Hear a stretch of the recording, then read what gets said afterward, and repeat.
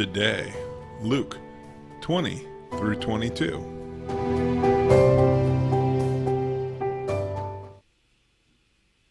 Chapter 20. One day he was teaching the people in the temple, proclaiming the message. The high priest, religion scholars, and leaders confronted him and demanded, "Show us your credentials. Who authorized you to speak and act like this?" Jesus answered, "First, let me ask you a question. About the baptism of John, who authorized it, heaven or humans?" Well, they were on the spot. They knew it. They pulled back into huddle and whispered, "If we say heaven, he'll ask us why we didn't believe him. If we say humans, the people will tear us limb to limb, convinced as they are that John was God's prophet." They agreed to concede that round to Jesus and said they didn't know. Jesus said, "Then neither will I answer your question." Jesus told another story to the people. A man planted a vineyard. He handed it over to farmhands and went on a trip. He was gone a long time. In time, he sent a servant back to the farmhands to collect the profits, but they beat him up and sent him off empty-handed. He decided to try again, sent another servant. That one they beat black and blue and sent him off empty-handed. He tried a third time. They worked over that servant from head to foot and dumped him in the street. Then the owner of the vineyard said, "I know what I'll do. I'll send my beloved son. They're bound to respect my son." But when the farmhands saw him coming, they quickly put their heads together. "This is our chance. This is the heir. Let's kill him and have it all to ourselves." They killed him and threw him over the fence. What do you think the owner of the vineyard will do? Right. He'll come and clean house. Then he'll assign the care of the vineyard to others. Those who were listening said, "Oh no, he'd never do that." But Jesus didn't back down. "Why then do you think it was written, 'The stone the masons threw out is now the cornerstone'? Anyone falling over that stone will break up every bone in his body. If the stone falls on anyone, it will be a total smash-up." The religion scholars and high priests wanted to lynch him on the spot, but they were intimidated by public opinion. They knew the story was about them. Watching for a chance to get him, they sent spies who posed as honest inquirers, hoping to trick him into saying something that would get him in trouble with the law. So they asked him, "Teacher, we know that you're honest and straightforward when you teach, that you don't pander to anyone, but teach the way of God accurately. Tell us, is it lawful to pay taxes to Caesar or not?"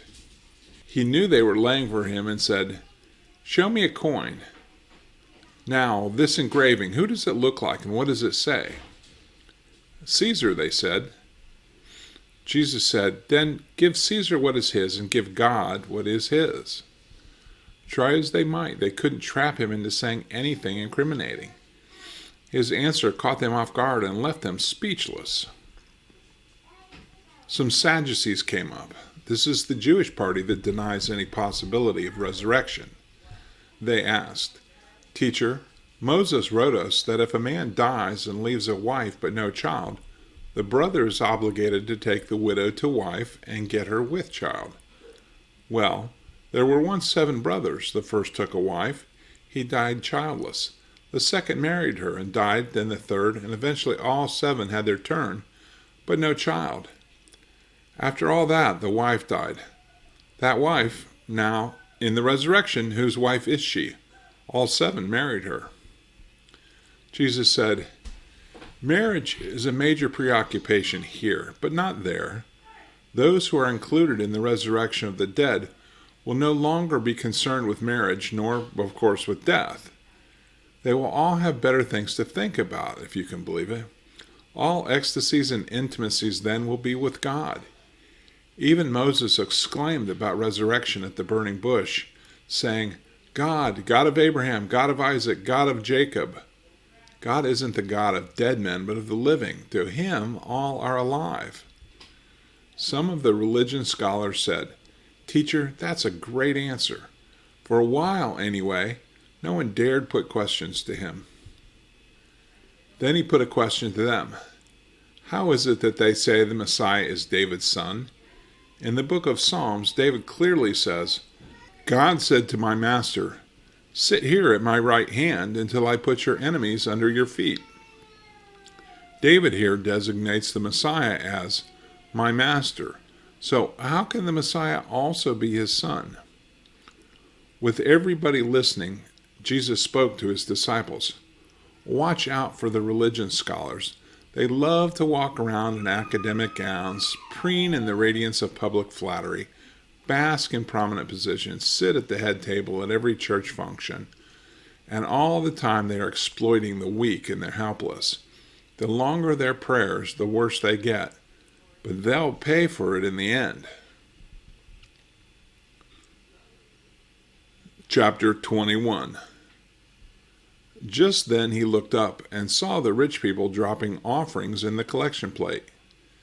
Then he saw a poor widow put in 2 pennies. He said, the plain truth is that this widow has given by far the largest offering today. All these others made offerings that they'll never miss. She gave extravagantly what she couldn't afford. She gave her all. One day, people were standing around talking about the temple, remarking how beautiful it was, the splendor of its stonework and memorial gifts. Jesus said, all this you're admiring so much, the time is coming when every stone in that building will end up in a heap of rubble. They asked him, Teacher, when is this going to happen? What clue will we get that it's about to take place?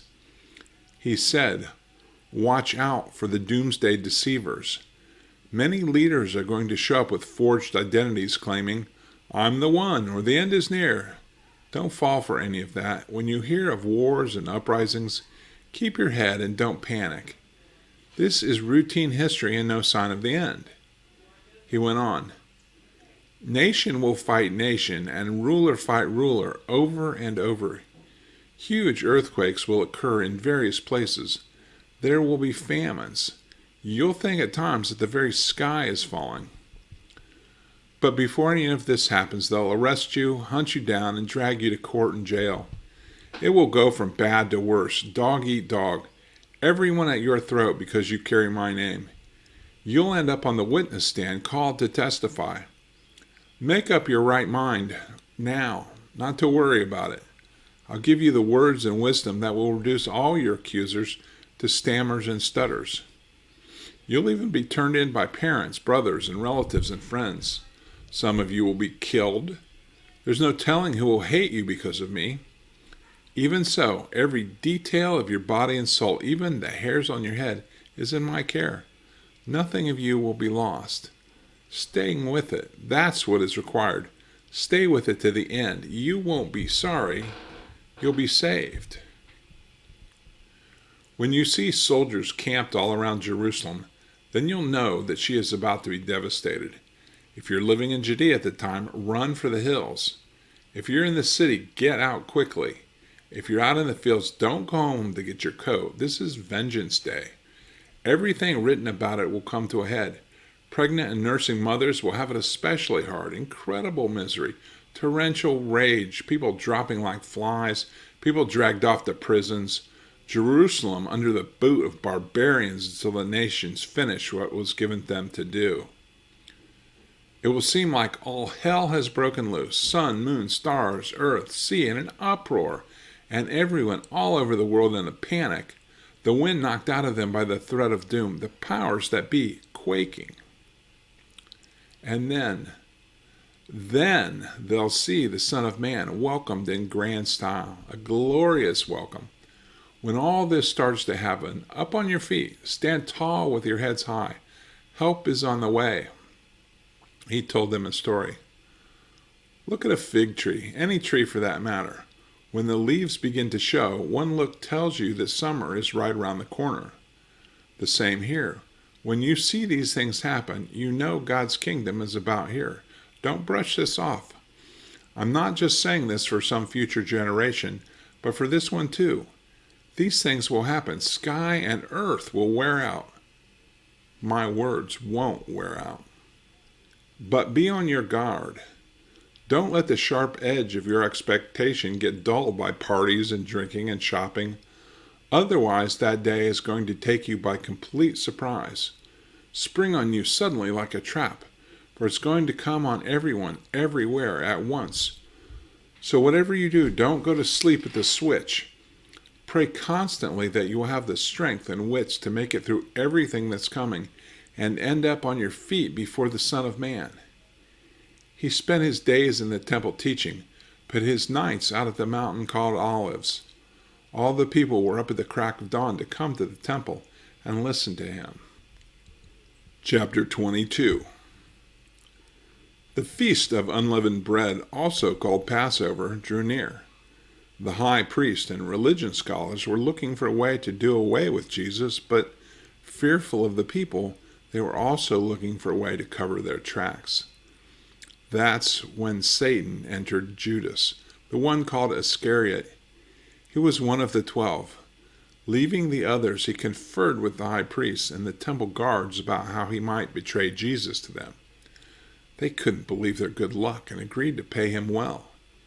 He gave them his word and started looking for a way to betray Jesus, but out of sight of the crowd. The day of unleavened bread came, the day the Passover lamb was butchered. Jesus sent Peter and John off, saying, "Go prepare the Passover for us so we can eat it together." They said, "Where do you want us to do this?" He said, "Keep your eyes open as you enter the city. A man carrying a water jug will meet you. Follow him home.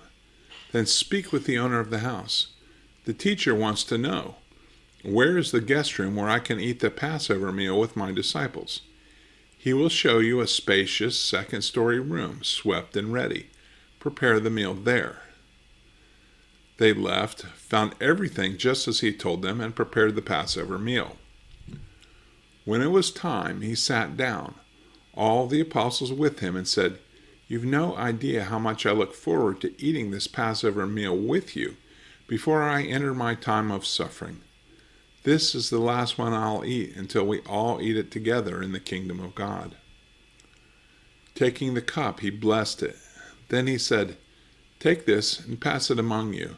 As for me, I'll not drink wine again until the kingdom of God arrives." Taking bread, he blessed it, broke it, and gave it to them, saying, "This is my body given for you. Eat it in my memory." He did the same with the cup after supper, saying, "This cup is the new covenant written in my blood, blood poured out for you. Do you realize that the hand of the one who is betraying me is at this moment at the table? It's true that the Son of Man is going down a path already marked out. No surprises there. But for the one who turns him in, turns traitor to the Son of Man, this is doomsday." They immediately became suspicious of each other and began quizzing one another, wondering who might be about to do this. Within minutes, they were bickering over who of them would end up the greatest. But Jesus intervened. Kings like to throw their weight around, and people in authority like to give themselves fancy titles. It's not going to be that way with you. Let the senior among you become like the junior. Let the leader act the part of the servant. Who would you rather be? The one who eats the dinner or the one who serves the dinner? You'd rather eat and be served, right? But I've taken my place among you as one who serves, and you've stuck with me throughout thick and thin. Now I confer on you the royal authority my Father conferred on me, so you can eat and drink at my table in my kingdom and be strengthened as you take up responsibility among the congregations of God's people. Simon, stay on your toes. Satan has tried his best to separate all of you from me, like chaff from wheat. Simon, I've prayed for you in particular that you not give in or give out. When you have come through the time of testing, turn to your companions and give them a fresh start." Peter said, "Master, I'm ready for anything with you. I go to jail for you. I'll die for you." Jesus said, "I'm sorry to have to tell you this, Peter, but before the rooster crows, you will have 3 times denied that you know me." Then Jesus said, "When I sent you out, and told you to travel light, to take only the bare necessities. Did you get along all right?" "Certainly," they said. "We got along just fine." He said, "This is different. Get ready for trouble. Look to what you'll need. There are difficult times ahead. Pawn your coat and get a sword. What was written in Scripture, he was lumped in with the criminals, gets its final meaning in me. Everything written about me is now coming to a conclusion." They said, "Look, Master, 2 swords." But he said, "Enough of that. No more sword talk." Leaving there, he went, as he so often did, to Mount Olives. The disciples followed him. When they arrived at the place, he said, "Pray that you don't give in to temptation." He pulled away from them about a stone's throw, knelt down and prayed, "Father, remove this cup from me, but please, not what I want. What do you want?" At once an angel from heaven was at his side, strengthening him. He prayed on all the harder. Sweat wrung from him like drops of blood poured off his face. He got up from prayer, went back to the disciples, and found them asleep, drugged by grief. He said, "What business do you have sleeping? Get up. Pray so that you won't give in to temptation." No sooner were the words out of his mouth than a crowd showed up. Judas, the one from the 12, in the lead. He came right up to Jesus to kiss him. Jesus said, "Judas, you would betray the Son of Man with a kiss?" When those with him saw what was happening, they said, "Master, shall we fight?" One of them took a swing at the chief priest's servant and cut off his right ear. Jesus said, "Let them be, even in this." Then touching the servant's ear, he healed him. Jesus spoke to those who had come, high priests, temple police, religion leaders. "What is this, jumping on me with swords and clubs as if I were a dangerous criminal? Day after day I've been with you in the temple, and you've not so much as lifted a hand against me. But do it your way. It's a dark night, a dark hour." Arresting Jesus, they marched him off and took him into the house of the chief priest. Peter followed, but a safe distance. In the middle of the courtyard, some people had started a fire and were sitting around it, trying to keep warm. One of the serving maids sitting at the fire noticed him, then took a second look and said, "This man was with him." He denied it. "Woman, I don't even know him." A short time later, someone else noticed him and said, "You're one of them." But Peter denied it. "Man, I am not." About an hour later, someone else spoke up, really adamant. "He's got to have been with him. He's got Galilean written all over him." Peter said, "Man, I don't know what you're talking about." At the very moment, the last word hardly off his lips, a rooster crowed. Just then the master turned and looked at Peter. Peter remembered what the master had said to him. "Before the rooster crows, you will deny me 3 times. He went out and cried and cried and cried. The men in charge of Jesus began poking fun at him, slapping him around. They put a blindfold to him and taunted, "Who hit you that time?" They were having a grand time with him.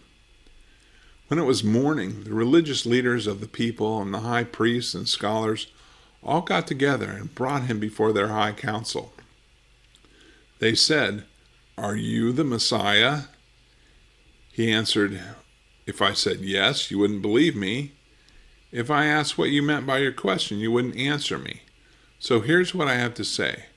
From here on, the Son of Man takes his place at God's right hand, the place of power." They all said, "So you admit your claim to be the Son of God?" "You're the ones who keep saying it," he said. But they had made up their minds. "Why do we need any more evidence? We've all heard him as good as say it himself."